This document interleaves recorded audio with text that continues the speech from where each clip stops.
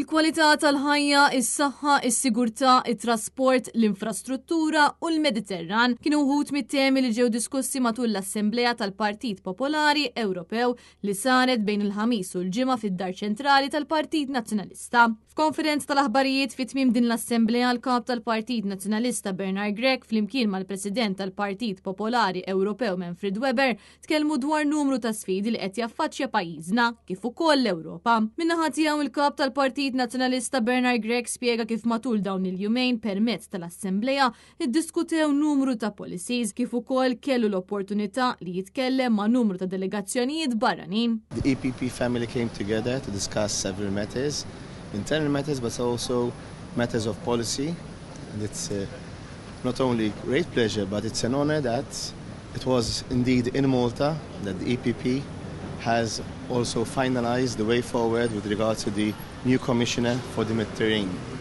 And in that sense, I'm really glad that Partit Nazzjonalista has provided not only the space, but also the opportunity for this discussion to take place and finalize the way forward for the good, of course, of all Mediterranean countries, but most of all, of course, also in our case of Malta. Min-naħa tiegħu il-President tal-Partit Popolari Ewropew Manfred Weber saħaq fuq l-importanza li jissaħħu relazzjonijiet fil-Mediterran, suġġett li kien ċentrali matul din l-Assembleja tal-Partit Popolari Ewropew. An extremely important key event to define the strategy for the next 5 years.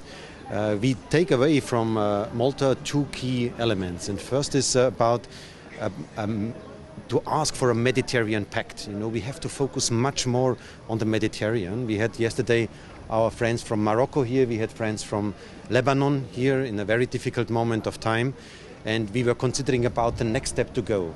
It was also the commissioner, future commissioner responsible for the Mediterranean with us, Dubravka Šuica from the EPP family from Croatia. So the key people who will drive this issue were in Valletta, discussed the issue, and again our document approved today unanimously in the EPP family is a guiding document for the next 5 years. Manfred Weber spjega wkoll kif flimkien mal-kap tal-Partit Nazzjonalista Bernard Grek iddiskutew l-importanza tal-kwalità tal-ħajja kif ukoll li jiġu indirizzati numru ta' setturi li qed jaffaċċjaw sfidi fosthom is-saħħa, is-sigurtà u l-infrastruttura. U allura dan ifisser li issa dawn l-isfidi se jiġu diskussi fuq livell Ewropew bilan li l-poplu Malti u Għawċi ikollu kwalità ta' ħajja aħjar.